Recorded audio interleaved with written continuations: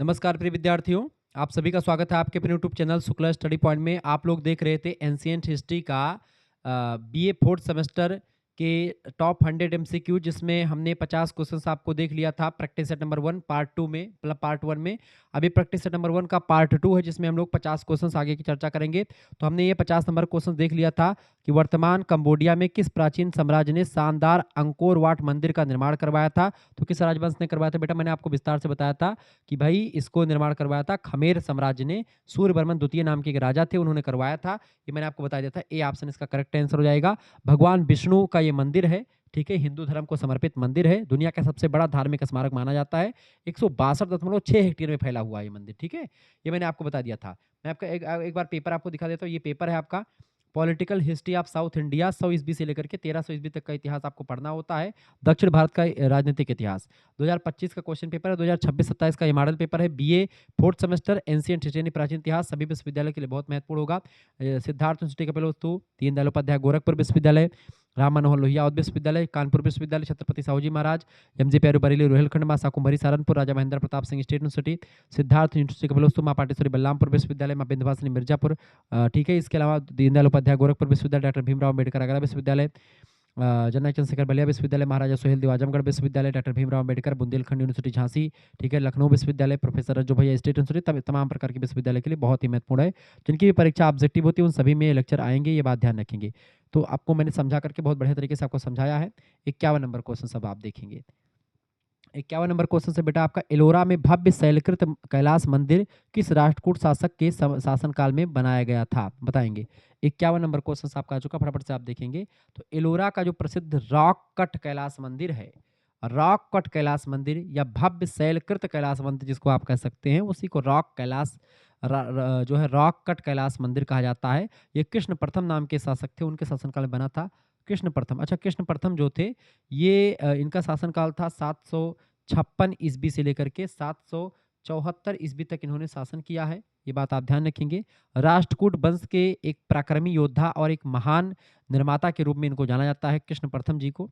एलोरा का जो महाराष्ट्र में पड़ता है, एलोरा का जो कैलाश मंदिर है, प्राचीन भारतीय वास्तुकला की पराकाष्ठा है, उसका निर्माण इन्होंने ही करवाया था, ठीक है। ये साधारण कोई मंदिर नहीं है। विशाल पहाड़ की पूरी चट्टान को ऊपर से नीचे की ओर काट करके बनाया गया है। इसमें अ, लगभग में आप देखेंगे 2 लाख टन पत्थर निकाला गया है।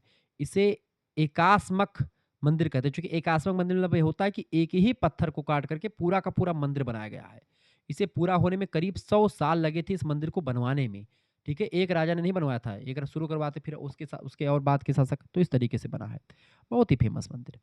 52 नंबर क्वेश्चन से, राष्ट्रकूट किन अन्य प्रमुख समकालीन राजवंशों के साथ त्रिदलीय संघर्ष में लगे हुए थे? 52 नंबर बताएंगे, फटाफट से आप बताएंगे। राष्ट्रकूट किन राजवंशों के साथ त्रिदलीय संघर्ष यानी कि जिसको आप कह सकते हैं त्रिपक्षीय संघर्ष जो था, उसमें पाल प्रतिहार के शासक लगे हुए थे, पाल प्रतिहार, ठीक है। ऑप्शन नंबर इसका करेक्ट आंसर होगा बी ऑप्शन, ठीक है।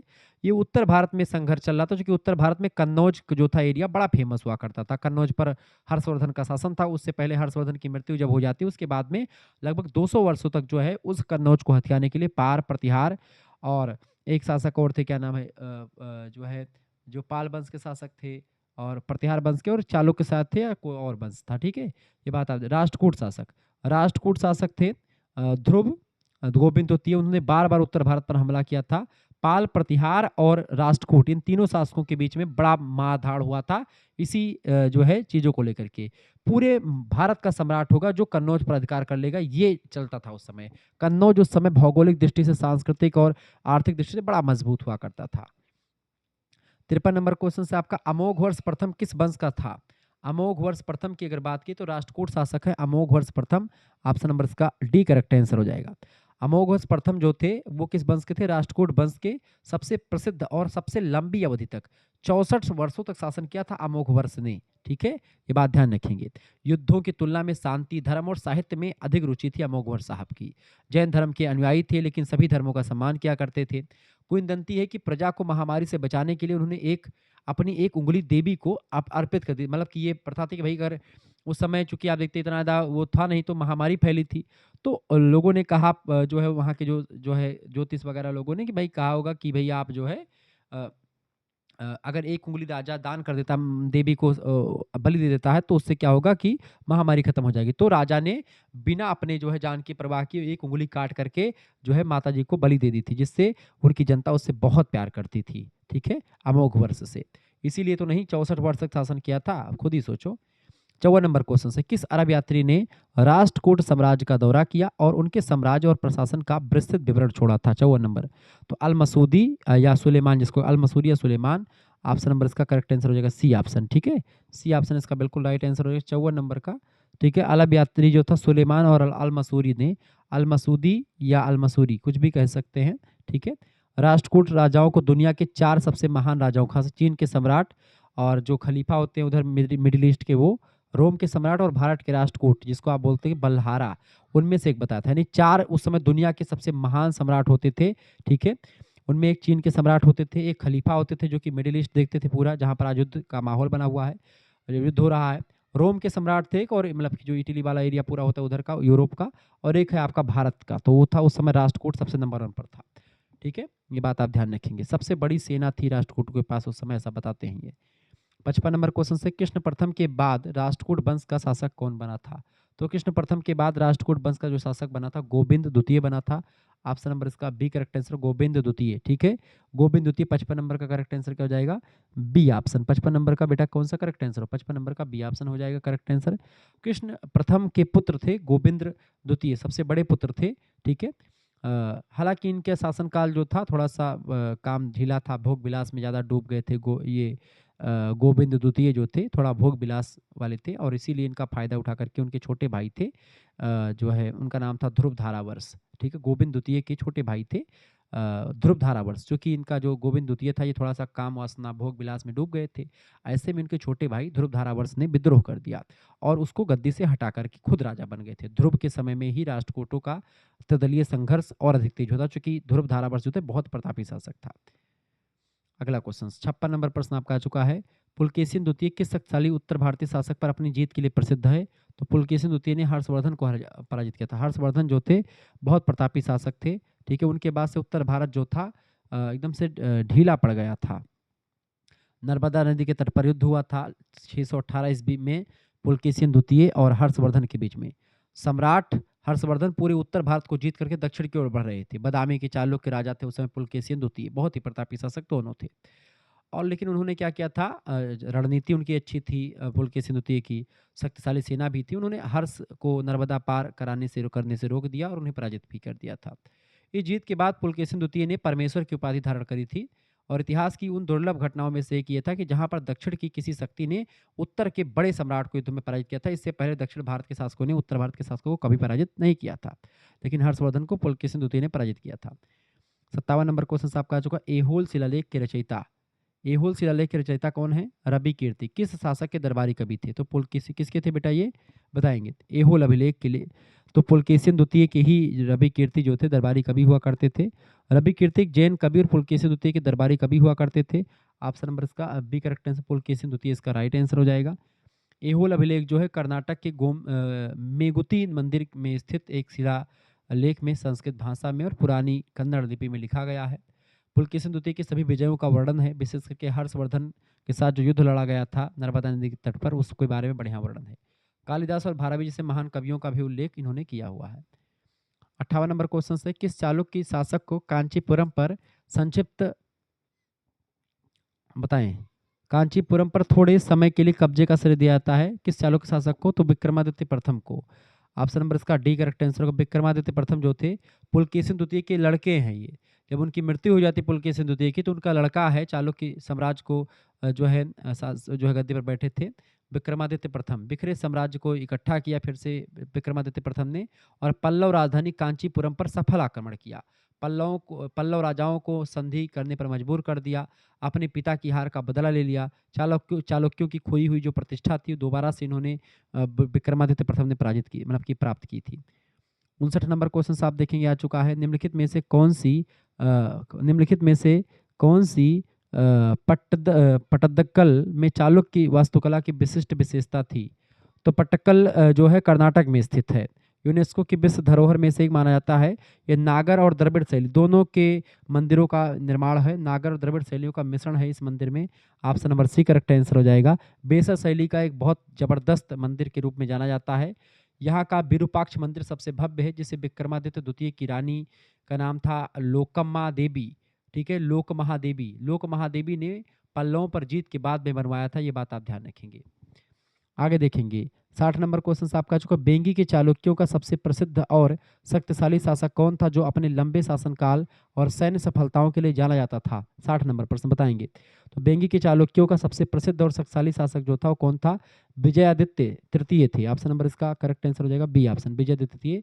बेंगी की चालुक्य बदामी की चालुक्यों की ही एक शाखा मानी जाती थी। पुलकेशिन द्वितीय के भाई का नाम था कुब्ज विष्णुवर्धन, उन्होंने ही शुरू किया था बेंगी के चालुक्य वाला जो शाखा थी, ये बात आप ध्यान रखेंगे। विजयादित्य तृतीय लगभग में 44 वर्षों तक शासन किया था उन्होंने, 848 से लेकर के 892 ईस्वी तक शासन किया था, ये बात आप ध्यान रखेंगे। आगे बढ़ते हैं 61 नंबर क्वेश्चन से आपका आ चुका। पल्लव वंश का संस्थापक किसे माना जाता है?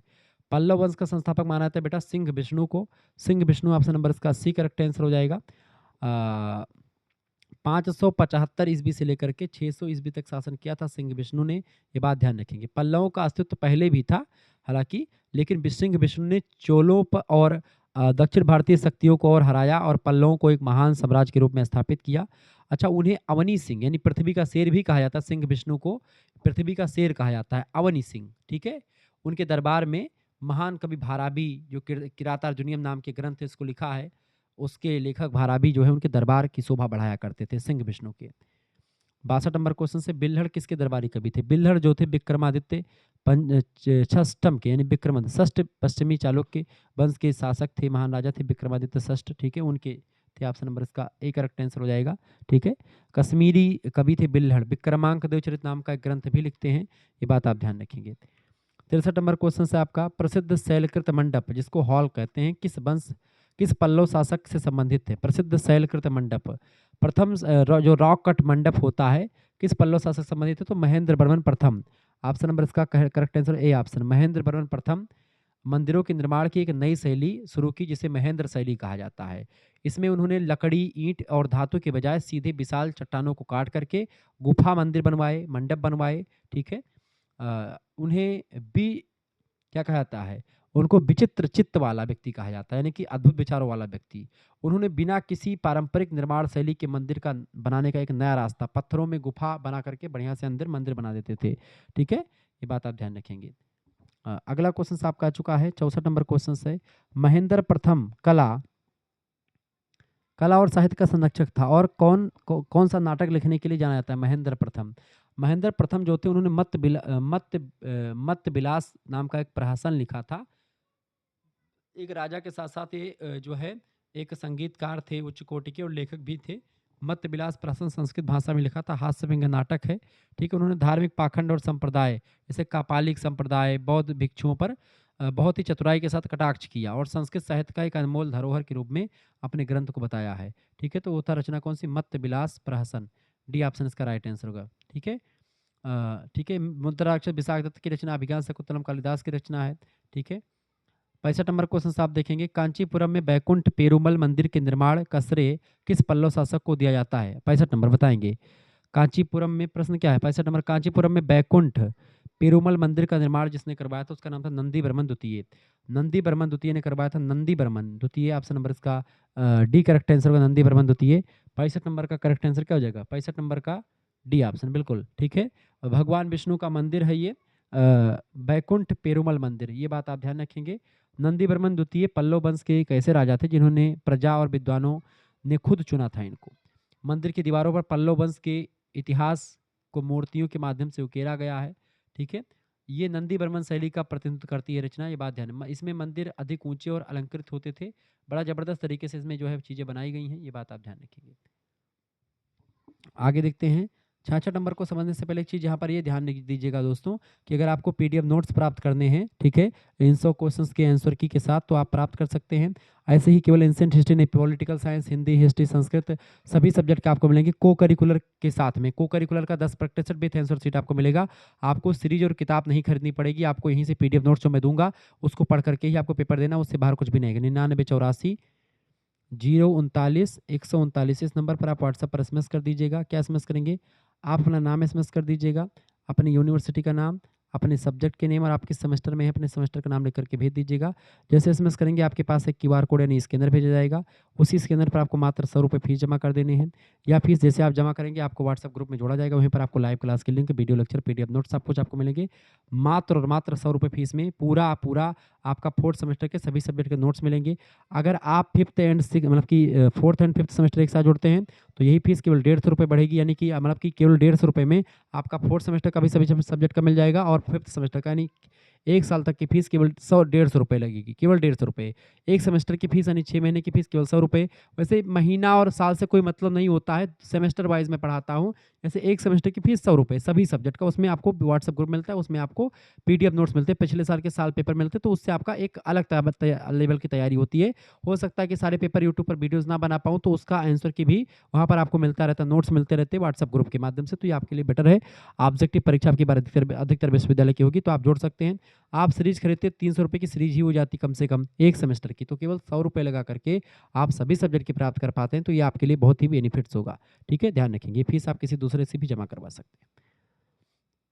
66 नंबर क्वेश्चन आप देखेंगे, तट मंदिर किस राजवंश द्वारा बनवाया गया था? तट मंदिर की बात की तो पल्लव राजवंश के द्वारा बनवाया गया था, ये बात आप ध्यान, पल्लव राजवंश। ऑप्शन नंबर इसका डी करेक्ट आंसर हो जाएगा। नरसिंह वर्मन द्वितीय, ठीक है, जिसको राज सिंह भी कहा जाता है, 8वीं शताब्दी के आसपास इन्होंने भव्य मंदिर निर्माण करवाया था, ठीक है, जो तट मंदिर का निर्माण होता है। महाबलीपुरम तमिलनाडु के समुद्र के तट पर स्थित है, ठीक है, इसीलिए इसको तट मंदिर कहते हैं, क्योंकि ये समुद्र के तट पर स्थित है, तट मंदिर है, ठीक है, बड़ा फेमस है, ठीक है, महाबलीपुरम नाम से जाना जाता है मंदिर, ठीक है।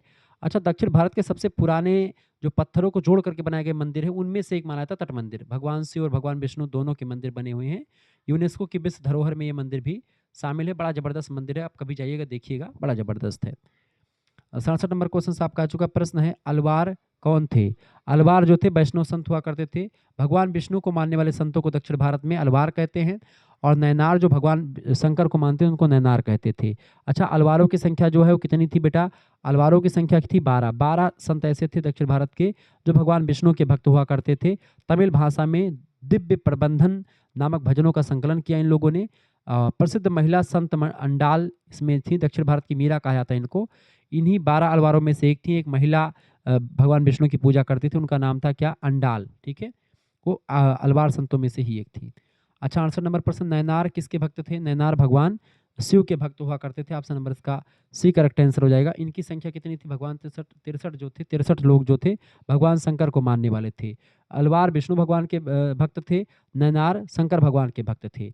नैनारों की संख्या 63 है, अलवारों की संख्या 12 मानी गई है, ठीक है। अच्छा, इसके जो भजन वगैरह हैं वो सब तेवरम और तिरुवाचकम नाम का ग्रंथ है, उसमें आपको लिखे हुए मिल जाएंगे, ठीक है, ये बात आप ध्यान रखेंगे।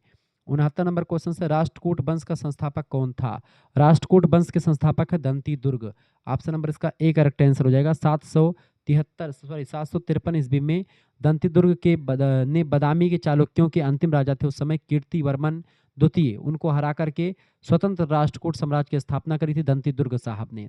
उन्होंने उज्जैन को जीता, वहाँ हिरण्यगर्भ नाम का एक प्रसिद्ध महादान यज्ञ करवाया था, और उन्होंने अपनी राजधानी पहले नासिक में रखी थी, बाद में राजाओं ने मान्यखेत स्थानांतरित कर दी थी राजधानी को, ये बात ध्यान रखेंगे। 70 नंबर क्वेश्चन से, कौन सा शहर राष्ट्रकूट वंश की प्रसिद्ध राजधानी थी? राष्ट्रकूट वंश की प्रसिद्ध राजधानी थी मान्यखेत। ऑप्शन नंबर इसका सी करेक्ट आंसर हो जाएगा, ठीक है, ये बात आप ध्यान रखेंगे, मान्यखेत, ठीक है, क्लियर। राष्ट्रकूटों के पास कई महत्वपूर्ण नगर थे, लेकिन राजा अमोघवर्ष प्रथम ने मान्यखेत यानी आधुनिक मलखेड़ या कर्नाटक में पड़ता है, उसको अपनी भव्य राजधानी के रूप में विकसित किया था। अरब यात्रियों ने मान्यखेत की तुलना इंद्र के नगरी से करी है, और यह शहर सदियों तक दक्षिण भारत की राजनीति और संस्कृति का सबसे बड़ा केंद्र बना रहा, ये बात भी आप ध्यान रखेंगे। आगे बढ़ते हुए चीज़ों को जानने का प्रयास करते हैं। 71 नंबर क्वेश्चन आप देखेंगे दोस्तों। 71 नंबर क्वेश्चन आपका आ चुका, बहुत ही बारीकी के साथ मैं आपको चीज़ों समझा रहा हूँ। 71 नंबर क्वेश्चन आपका आ चुका है, बहुत ही बारीकी के साथ चीज़ें समझ रहे हैं आप। 71 नंबर प्रश्न है, निम्नलिखित में से कौन सा दक्षिण भारतीय इतिहास विशेष रूप से संगम युग के लिए एक प्रसिद्ध या एक प्रमुख साहित्यिक स्रोत है? तो 71 नंबर क्वेश्चन से शिल्पादिकारम जो है ये सबसे फेमस ग्रंथ है। ऑप्शन नंबर इसका सी करेक्ट आंसर होगा। संगम साहित्य मुख्य रूप से तमिल भाषा में लिखा गया है। शिल्पादिकारम और मणिमेखलई इस काल के दो महान काव्य ग्रंथ माने जाते हैं, महाकाव्य हैं बेसिकली ये। 72 नंबर क्वेश्चन है, किस सामग्री पर उत्कीर्ण शिलालेख दक्षिण भारतीय राजवंशों के बारे में जानकारी का एक महत्वपूर्ण स्रोत रहा है? तो किस सामग्री पर उत्कीर्ण शिलालेख दक्षिण भारतीय राजवंशों के बारे में जानकारी का एक महत्वपूर्ण स्रोत रहा है? तो पत्थर और तांबे की प्लेटें, ऑप्शन नंबर इसका सी करेक्ट आंसर हो जाएगा। बिल्कुल, stone and copper plates, C option इसका बिल्कुल राइट आंसर हो जाएगा। ये बात आप ध्यान रखेंगे। अच्छा, दक्षिण भारतीय राजाओं ने मंदिरों की दीवारों पर पत्थर और दान पात्रों, खास करके ताम्रपत्र के दान पात्र बने हैं। उस पर विजय अभियान और दान का विवरण भी लिखा होता था। किन लोगों ने कितना दिया है? 73 नंबर क्वेश्चन से आप देखेंगे, दक्षिण भारत में मंदिर न केवल पूजा स्थल हैं बल्कि निम्नलिखित विषयों के बारे में जानकारी के महत्वपूर्ण स्रोत भी हैं। 73 नंबर का करेक्ट आंसर क्या हो जाएगा? दक्षिण भारत में मंदिर न केवल पूजा स्थल हैं बल्कि किन विषयों के बारे में जानकारी के महत्वपूर्ण स्रोत हैं? तो है कला, वास्तुकला और सामाजिक जीवन। इसका ए ऑप्शन करेक्ट आंसर हो जाएगा। बिल्कुल, ए ऑप्शन इसका राइट आंसर हो जाएगा। 74 नंबर क्वेश्चन से, अतीत की संस्कृतियों को समझने के लिए पुरानी वस्तुओं और कलाकृतियों के अध्ययन को इस रूप में जाना जाता है। किस रूप में जानते हैं उसको? उसको हम पुरातत्व के रूप में, आर्कियोलॉजी के रूप में जानते हैं, क्योंकि वहीं से हमको जानकारी मिलती है। ठीक है, अगला 75 नंबर प्रश्न आपकी स्क्रीन पर आ चुका है बाबू। प्रश्न, दक्षिण भारत के यात्रियों द्वारा लिखे गए यात्रा वृत्तांत अक्सर क्षेत्र के किन पहलुओं का विवरण देते हैं? तो वो जो है सामाजिक रीति रिवाज, आर्थिक स्थितियाँ और राजनीतिक जो घटनाएं हैं उन सभी के बारे में बढ़िया जानकारी देती हैं। बी ऑप्शन इसका राइट आंसर हो जाएगा। 76 नंबर क्वेश्चन आप देखेंगे दोस्तों। प्रश्न है, पल्लवों को अंततः किस राजवंश ने उखाड़ फेंका था? पल्लवों की अगर बात की तो पल्लव राजवंशों को उखाड़ के फेंकने वाले विद्वानों मतलब कि राजाओं में से चोल शासक रहे हैं। बी ऑप्शन इसका करेक्ट आंसर हो जाएगा। 9वीं शताब्दी के अंत में चोल शासक आदित्य प्रथम ने पल्लव राजा अपराजित वर्मन को युद्ध में पराजित कर दिया था। उनका नाम ही अपराजित था, लेकिन उनको भी पराजित कर दिया था। पल्लव साम्राज्य को अपने अधीन कर लिया था। ठीक है, अगला क्वेश्चन 77 नंबर प्रश्न आपका आ चुका है। महाबलीपुरम में अखंड रथ निम्नलिखित में से उदाहरण है, बताएं कि किसका उदाहरण है? 77 नंबर, महाबलीपुरम में अखंड रथ जो है वो किसका उदाहरण है? वो चट्टान को काट करके बनाए गए मंदिर का उदाहरण है। इसको आप रॉक कट टेम्पल्स बोलते हैं। सी ऑप्शन इसका बिल्कुल राइट आंसर हो जाएगा। पल्लव राजा नरसिंह वर्मन प्रथम ने इन्हें एक ही विशाल पत्थर को काट करके बनवाया था। इन्हें सप्त पैगोडा भी कहा जाता है, ये बात भी ध्यान रखेंगे। 78 नंबर क्वेश्चन आप देखेंगे। प्रश्न है, नरसिंह वर्मन प्रथम को किस चालुक्य शासक पर विजय के लिए जाना जाता है? 78 नंबर, नरसिंह वर्मन प्रथम को किस चालुक्य शासक पर विजय प्राप्त करने के लिए जाना जाता है? तो शासक है पुलकेशिन द्वितीय। पुलकेशिन द्वितीय पर नरसिंह वर्मन प्रथम ने विजय प्राप्त करी थी। अच्छा, ये पुलकेशिन द्वितीय वही है चालुक्य वंश का शासक जिसने पराजित किया था उत्तर भारत के सबसे महान सम्राट हर्षवर्धन को। उस महान सम्राट हर्षवर्धन को पराजित करने वाले विद्वान पुलकेशिन द्वितीय राजा, उसको पराजित किसने किया था? नरसिंह वर्मन प्रथम ने पराजित किया था। ये बात ध्यान रखेंगे।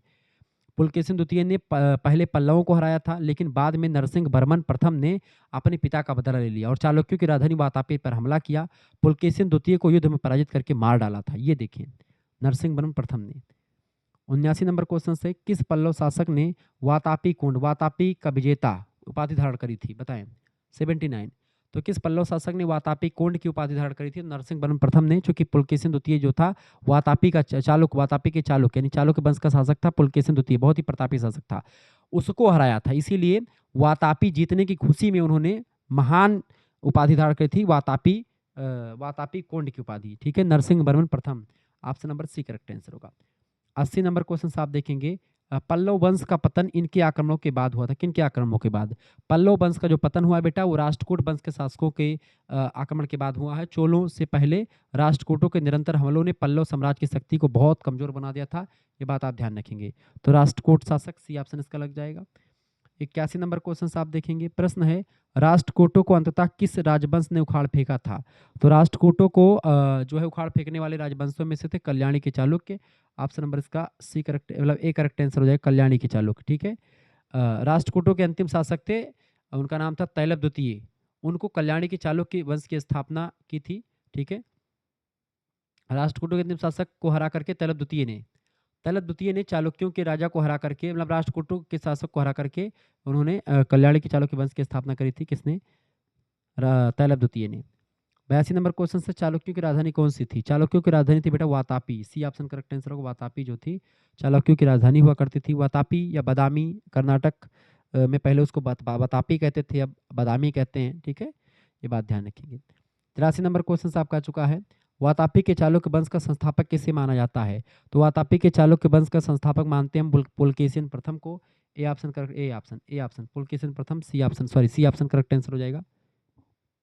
1 मिनट। 83 नंबर में प्रश्न आपका क्या था? पुलकेशिन प्रथम 543 ईस्वी में वातापी में अपनी राजधानी स्थापित की थी पुलकेशिन प्रथम ने। 83 नंबर का करेक्ट आंसर क्या हो जाएगा? पुलकेशिन द्वितीय दिया हुआ है यहाँ पर, पुलकेशिन प्रथम होगा बेटा, ए ऑप्शन इसका बिल्कुल राइट आंसर होगा। अगला 84 नंबर क्वेश्चन आपका आ चुका है, एहोल प्रसिद्ध, इसका करेक्ट आंसर क्या हो जाएगा? 83 नंबर का, 83 नंबर का फटाफट से आप बताएंगे बाबू, 83 नंबर का करेक्ट आंसर क्या होगा? 83 नंबर का ए ऑप्शन नहीं बल्कि आपका क्या होगा? 83 पुलकेशिन प्रथम सी ऑप्शन में दिया है ना, सी ऑप्शन करेक्ट आंसर होगा, सही कर लीजिएगा इसको। 84 नंबर प्रश्न आप देखेंगे, 84 नंबर क्वेश्चन से दोस्तों, एहोल का प्रसिद्ध दुर्गा मंदिर किस राजवंश की वास्तुकला का उल्लेखनीय उदाहरण है? 84 नंबर बताएंगे। एहोल का प्रसिद्ध दुर्गा मंदिर जो है वातापी के चालुक्यों का है, ऑप्शन नंबर इसका सी करेक्ट आंसर, वातापी के चालुक्य। 84 नंबर का करेक्ट आंसर क्या हो जाएगा? 84 नंबर का सी ऑप्शन बिल्कुल राइट आंसर हो जाएगा इसका। 85 नंबर क्वेश्चन है, एहोल शिलालेख किस चालुक्य शासक के शासनकाल के बारे में बहुमूल्य जानकारी प्रदान करता है? 85 नंबर, तो एहोल शिलालेख जो है वो पुलकेशिन द्वितीय के बारे में जानकारी देता है। रवि कीर्ति ने इसकी रचना करी थी। पुलकेशिन द्वितीय की हर्षवर्धन पर जो मतलब हर्षवर्धन को जीता था पुलकेशिन द्वितीय ने, उसके बारे में बताया गया है इसमें एहोल अभिलेख में। 85 नंबर का सी ऑप्शन करेक्ट आंसर हो जाएगा, पुलकेशिन द्वितीय। 86 नंबर प्रश्न है, पूर्वी चालुक्य वंश की राजधानी कहाँ थी? पूर्वी चालुक्य वंश की राजधानी थी बेंगी, बेंगी के चालुक्य, ठीक है। पुलकेशिन द्वितीय ने आंध्र प्रदेश का जो इलाका उसको जीत करके अपने भाई विष्णुवर्धन को वहाँ का शासक बनाया था, जिसे बेंगी के चालुक्य कहा गया, ठीक है। बेंगी के चालुक्य, ऑप्शन नंबर इसका सी करेक्ट आंसर, बेंगी के चालुक्य। 87 नंबर, बेंगी के चालुक्य वंश का संस्थापक, बेंगी के चालुक्य वंश के संस्थापक थे विष्णुवर्धन, ऑप्शन नंबर इसका ए करेक्ट आंसर हो जाएगा। 88 नंबर प्रश्न आपका आ चुका है, प्रश्न मानसोल्लास पुस्तक के लेखक बताएं। मानसोल्लास पुस्तक के लेखक हैं सोमेश्वर तृतीय, बी ऑप्शन करेक्ट आंसर हो जाएगा इसका। सोमेश्वर तृतीय जो हैं इसके लेखक हैं, कल्याणी के चालुक्य के राजा थे ये। यह पुस्तक जो है प्राचीन भारत के ज्ञान विज्ञान और एक विशाल विश्वकोश के रूप में जानी जाती है। 89 नंबर क्वेश्चन आपका आ चुका है, सभा और उर दो प्रकार की ग्राम सभाओं का उल्लेख निम्नलिखित में से किस राजवंश ने किया है? तो सभा और उर दो प्रकार की ग्राम सभाओं का उल्लेख जो है चोल शासकों के द्वारा किया था, चोल शासक, ऑप्शन नंबर इसका ए करेक्ट आंसर होगा। 90 नंबर प्रश्न आप देखेंगे, विक्रमादित्य चतुर्थ, विक्रमादित्य चतुर्थ किस राजवंश से संबंधित थे? विक्रमादित्य चतुर्थ नहीं, विक्रमादित्य षष्ठम, षष्ठम है यहाँ पर, विक्रमादित्य षष्ठम जो थे ये कल्याणी के चालुक्य राजवंश से थे, ठीक है। ये बात आप ध्यान रखें। बिल्हड़ नाम के जो कवि थे इन्हीं के दरबार में रहा करते थे। विक्रमांक देवचरित नाम की रचना भी लिखी है, तो इसका करेक्ट आंसर क्या हो जाएगा? कल्याणी के चालुक्य, सी ऑप्शन इसका राइट आंसर हो जाएगा। 91 नंबर प्रश्न आप देखेंगे, प्रश्न एहोल शिलालेख में किस राजवंश की उपलब्धियों की जानकारी मिलती है? 91, एहोल शिलालेख में चालुक्य वंश के बारे में जानकारी मिलती है, पुलकेशिन द्वितीय की उपलब्धियों के बारे में खास करके जानकारी मिलती है, ए ऑप्शन। 92 नंबर क्वेश्चन है, महाकाव्य किरातार्जुनीयम किसके द्वारा लिखा गया? महाकाव्य भारवी के द्वारा लिखा गया है। भारवी पल्लव राजा थे सिंह विष्णु, उनके दरबार में रहा करते थे महाकाव्य भारवी, जिन्होंने किरातार्जुनीयम नाम का ग्रंथ लिखा है। अच्छा, किरातार्जुनीयम जो किरात भेषधारी भगवान शंकर हैं और अर्जुन के भेष में, मतलब अर्जुन जो है तपस्या करने के लिए दिव्य अस्त्रों की प्राप्ति के लिए भगवान शिव का जो अस्त्र है पाशुपत अस्त्र, उसको प्राप्त करने के लिए तपस्या कर रहे हैं, और किरात का भेष धारण करके भगवान जो है भोलेनाथ उनको दर्शन देते हैं, युद्ध होता है दोनों के बीच में। 93 नंबर क्वेश्चन आपका आ चुका है, फटाफट से आप देखेंगे। 93 नंबर प्रश्न है, संगम साहित्य किस राजवंश की जानकारी का स्रोत है? संगम साहित्य बताएंगे। 93 नंबर, संगम साहित्य जो है बेटा ये जो है चोल चेर पांड, इन सभी के बारे में जानकारी देता है, डी ऑप्शन लगा दीजिएगा, ठीक है, क्योंकि तीनों सुदूर दक्षिण राज्यों के बारे में जानकारी देता है ये। 94 नंबर क्वेश्चन है, पल्लव वंश के मुख्य रूप से भारत के किस क्षेत्र पर शासन किया था पल्लव वंश ने? 94 नंबर, पल्लव वंश के शासकों ने दक्षिण भारत पर आक्रमण किया था, इसका इनका केंद्र था कांचीपुरम में, तमिलनाडु के आसपास का इलाका जो पल्लव वंश की राजधानी में आता है, दक्षिणी भारत, सी ऑप्शन इसका करेक्ट आंसर हो जाएगा। अगला 95 नंबर प्रश्न है, पल्लव वंश की राजधानी कौन सी थी? जो टिक लगा हुआ है वो सही नहीं है, ये बात ध्यान रखेंगे, ठीक है। सही भी हो सकता है, गलत भी हो सकता है, तो जो मैं बताता हूँ सही लगा करके वही सही, तो उसको आगे तुक्का मत मारिए। 95 नंबर प्रश्न बताएंगे सभी लोग, पल्लव राजवंश, पल्लव वंश की राजधानी कौन सी थी? कांचीपुरम, सी ऑप्शन इसका करेक्ट आंसर हो। कांचीपुरम जो थी, कांची उस समय न केवल सत्ता बल्कि विद्या और धर्म का एक बहुत बड़ा केंद्र हुआ करता था, ये बात भी ध्यान रखेंगे।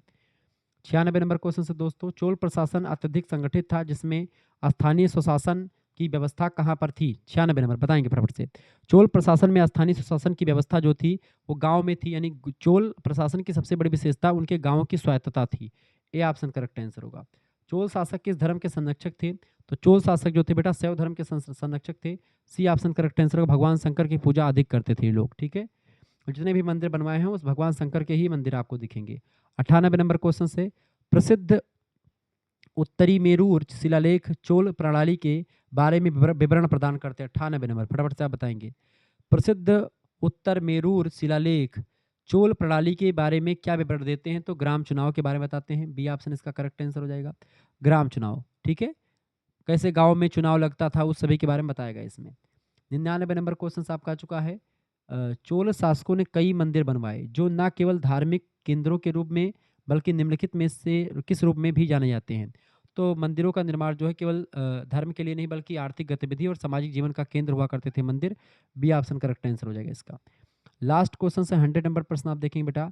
प्रश्न बहुत ही जबरदस्त है। प्रश्न है राजराज चोल प्रथम तंजावुर के किस भव्य मंदिर के निर्माण के लिए प्रसिद्ध हैं?